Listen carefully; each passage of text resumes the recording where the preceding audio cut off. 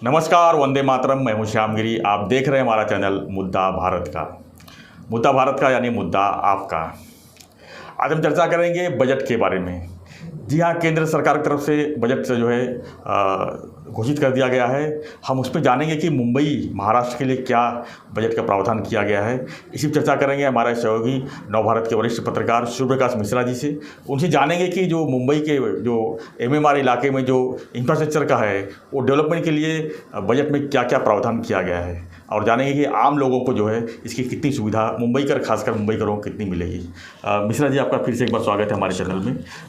Sir, बताएंगे कि जो बजट जो अभी घोषित हुआ है 2023 का, वित्त मंत्री ने जो घोषित किया है वो मुंबई के लिए क्या क्या दिया है, उसमें क्यों इस बार मुंबई के लिए खास प्रावधान किया गया है, ऐसा लोगों का कहना है।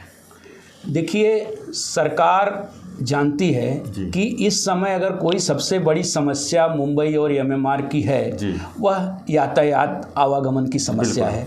तो इस समस्या से निपटने का राज्य सरकार तो अपने स्तर पर प्रयास कर रही है और कुछ सफल भी होती दिखाई दे रही है। अब केंद्र सरकार की जो बात होती है, केंद्र सरकार के पास सबसे ज़्यादा विकास करने के लिए उसके रेलवे इंफ्रास्ट्रक्चर हैं। रेलवे यातायात का प्रमुख, सस्ता और सुगम साधन माना जाता है। तो बेसिकली मुंबई के लिए जहां देखा जाए तो पिछली बार मुंबई को राज्य सरकार के अलावा मुंबई को केंद्र सरकार के रेलवे बजट में 575 करोड़ रुपए मिले थे पिछले साल। इस बार उस बजट की राशि लगभग डबल कर दी गई, मतलब 1102 करोड़ रुपए केंद्र सरकार के बजट में, रेलवे बजट में मुंबई के लिए आवंटित किए गए हैं। तो मुंबई में जैसा कि आप जानते हैं MRVC है, मुंबई रेल विकास कॉरपोरेशन बनाया गया है कि जो विशेषतः मुंबई के रेल यात्रियों की साधन सुविधा के लिए, लोकल सुविधा के लिए देती है। तो इसमें आधा स्टेक जो होता है वो राज्य सरकार का होता है।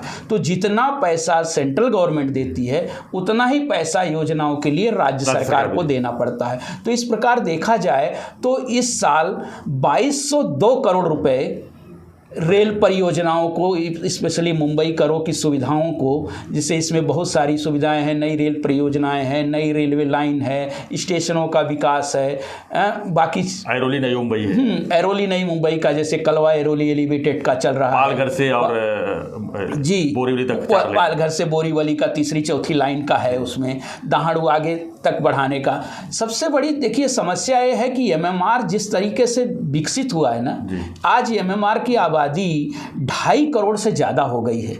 आप सोचिए कि महाराष्ट्र की आबादी 12 करोड़ है, 12 करोड़ में से 2.5 करोड़ से ज़्यादा लोग यहाँ बसते हैं इस एक इलाके में, जिसको मुंबई और MMR का इलाका कहा जाता है। मुंबई, ठाणे, नई मुंबई, पालघर, वसई, विरार, ये सारी चीज़ें जो हैं यहाँ इतनी ही आबादी में, और इसमें राज्य सरकार और केंद्र सरकार को सुगम यातायात के लिए उनको सुविधाएं देनी है। अब जब देनी है तो उसके लिए बजट एलोकेशन ज़्यादा करना पड़ेगा, खर्च होगा। इसको देखते हुए उन्होंने पिछली बार की अपेक्षा तो इस बार ज़्यादा राहत दी है। हालांकि उसके पहले उन्होंने 625 करोड़ रुपए दिए थे, वो पिछली बार उन्होंने कम किए थे, इस बार उन्होंने बढ़ा दी है। जैसे कि केंद्रीय रेल मंत्री जी का दावा है कि 2014 की अपेक्षा हमने महाराष्ट्र को 11 गुना ज़्यादा राशि दी है। इस समय पूरे महाराष्ट्र में रेल इंफ्रा परियोजनाओं के लिए 13,570 करोड़ रुपए उन्होंने जारी किए हैं या आवंटित किए हैं। तो उतनी योजनाएं, अब इसमें रेल परियोजनाएं, नई एक खुशी की बात है कि जो कल्याण से मुरबाड़ रेलवे लाइन थी, अब देखिए जैसे जैसे MMR विकसित होगा वो थोड़ा सा लगेगा, और यातायात का सबसे सुगम साधन मेट्रो या यही रेलवे ही है। इसमें एक सबसे बड़ा है कि जो भिवंडी से लोकल ट्रेन चलने वाली थी कोपर से, दीवा बसई लोकल लाइन के लिए भी उन्होंने लोकल चालू हो जाती तो ये बिल्कुल सही कहा, बहुत बड़ा कंट्रोल होता था। इसको उपनगरी का दर्जा दिया जा चुका है। इसको 2-3 साल पहले ही उपनगरी स्टेशनों का दर्जा दिया। उपनगरी स्टेशनों का दर्जा दिए जाने से क्या होता है कि वहाँ सुधार हो जाता है। वहाँ अभी शटल ट्रेनें चलती हैं। हैं, अगर वो दिन में 2 या 3 बस, 2-3 बार अगर वहाँ लोकल ट्रेनें शुरू हो जाती हैं, फिलहाल इस समय इस तरह के संकेत तो नहीं दिए गए, लेकिन उनके सिग्नलिंग सिस्टम और उसको अपग्रेड करने के लिए शायद अगली साल से लोकल या उसके बाद लोकल की व्यवस्था जितना जल्दी चालू हो, मेरे ख्याल से भिवंडी और वसई विरार वालों के लिए काफी राहत हो। उसकी तैयारी जो है उन्होंने की है। तो सबसे बड़ा सवाल यही है कि केंद्र और राज्य सरकार मिलकर इन इंफ्रास्ट्रक्चर इंफ्रा योजनाओं को अगर समय पर पूरा करती है ना, तो आने वाले दिनों में काफ़ी राहत मुंबईकरों को मिल सकती है। मिश्रा जी, एक दूसरी बहुत खुशी वाली बात है कि वंदे भारत जो है लोकल ट्रेन की तरह चलेगी अब मुंबई में, उसका क्या आप? नहीं, वंदे भारत, हाँ, ये माननीय रेल मंत्री जी ने ये कहा है कि वंदे भारत की तर्ज पर वंदे मेट्रो चलाने का प्लान है।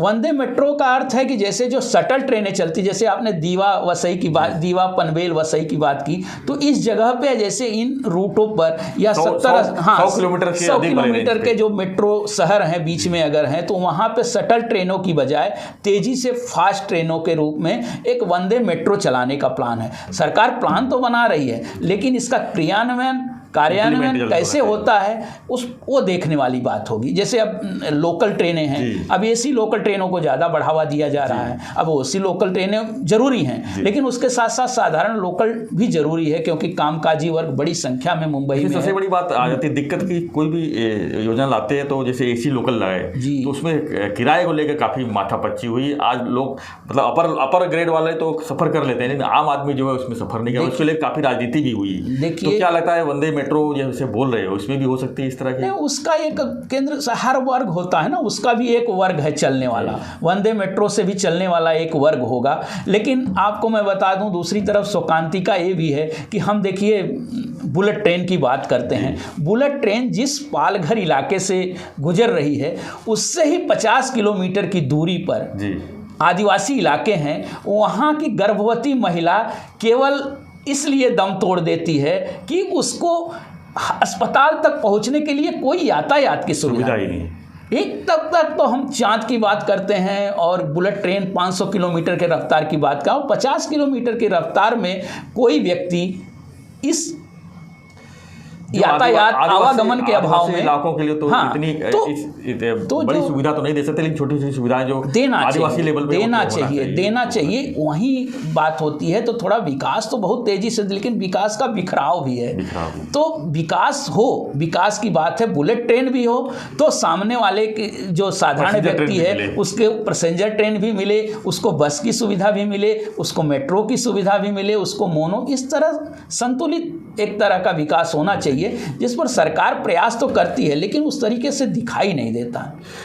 दूसरा यातायात के लिए कभी जल का जो दिए थे, जल यातायात, जैसे थाने से मुंबई जो है खाड़ी के द्वारा नवी मुंबई से होते हुए जाने के लिए, तो ये सब चीज अभी तक विकल्प ठंडे बस्ते में दिख रहा है। कई जगह उसके लिए पोर्ट भी बन गए हैं, लेकिन अभी तक विकल्प की तलाश तो कर रहे हैं। लेकिन जल यातायात देखिए, जैसे बेलापुर के लिए वो वाटर टैक्सी की शुरुआत हुई, लेकिन एक तरीके से वो भी जैसे कहा गया ना कि वो एक वर्ग के लिए ठीक है ये, और आम जिस तरीके से एमएमआर की आबादी है, आम यात्री विदेशों में जल यातायात काफ़ी सफल रहा है। क्योंकि वो इतने स्पीड में पहुंच जाते हैं यातायात से, जो जल से, तो दूसरी रोड से तो आप नहीं पहुंच सकते। तो इसमें अगर मेरे ख्याल से इम्प्लीमेंट किया है तो जल वाला बिल्कुल वही तो कहा, सबके लिए साधन चाहिए, सबके लिए साधन चाहिए। मुंबई चारों तरफ जल बहुत बड़ा फायदा है मुंबई के लिए। तटीय इलाका है, तटीय इलाके में इस तरह से जल यातायात सेवा आसानी से की जा सकती है, सस्ती सेवा है, प्रदूषण रहित सेवा है। इस पर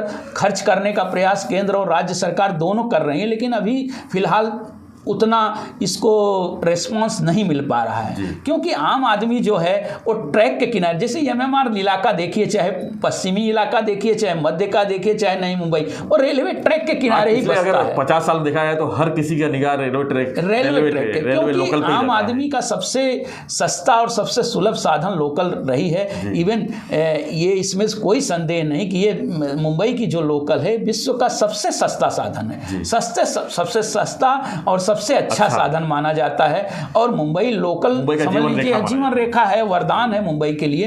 तो इसको अपग्रेड करने के लिए मेट्रो अपग्रेड हो रही है। आगे आने वाले समय में मेट्रो का अच्छा विकास मुंबई में होगा। 300 किलोमीटर से ज़्यादा मेट्रो का जाल बिछ रहा है, लेकिन इसके साथ साथ लोकल लाइनों को और ज़्यादा अपग्रेड करने की आवश्यकता है। जैसे उपनगरों में लाइनें बढ़ाएं, 2 लाइनों की जगह 4 लाइन। जैसे करजत कसारा तक लोग बढ़े हुए हैं, तो करजत कसारा तक अगर फास्ट लेकिन उसमें सेवा मिली, ट्रेनें कम है। ट्रेनें कम है। अगर एक करजत अगर ट्रेन मिस हो गया, आपको 2 घंटा प्लेटफॉर्म पे, तो अगर वहां के लिए आपको लगातार, अब इसीलिए इन्होंने वंदे मेट्रो की बात CST से नहीं कर सकते हैं, तो कल्याण से आगे करें। बिल्कुल अंबरनाथ से आगे करें, बदलापुर से आगे करें। तो उस तरह से आदमी वहां से दूसरा ट्रेन बिल्कुल उन शहरों का विकास भी होगा। जो अफोर्डेबिलिटी की बात होती है, जो किफायती आवास की बात होती है, तो अगर साधन अच्छे तरीके से वहां मिलेंगे तो वहां आप अफोर्डेबिलिटी ला सकते हैं। अब थाने में अफोर्डेबिलिटी नहीं रहेगी, मुंबई में अफोर्डेबिलिटी नहीं रहेगी,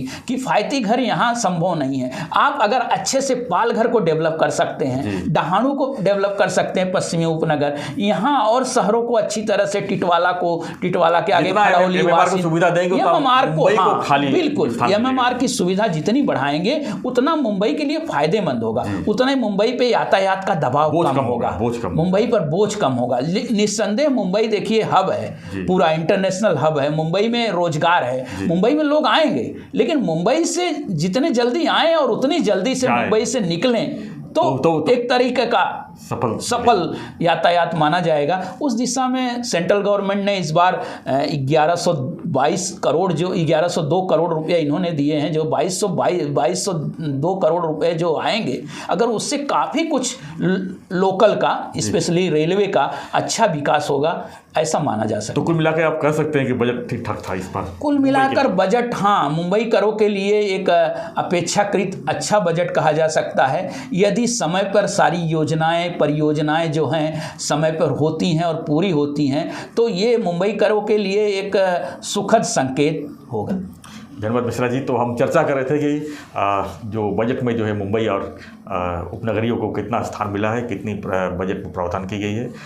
हम उम्मीद करते हैं कि जो बजट के प्रावधान हुआ है उसका इम्प्लीमेंट जल्दी हो, और लोगों को जो विकास जो है, जो लोगों को जो यातायात की सुविधा है, जल्दी मिल सके। तो आप क्या मानते हैं इस बजट को? आप भी अपने कमेंट बॉक्स में लिखिए और देखते रहिए हमारा चैनल मुद्दा भारत का। धन्यवाद मिश्रा जी, धन्यवाद।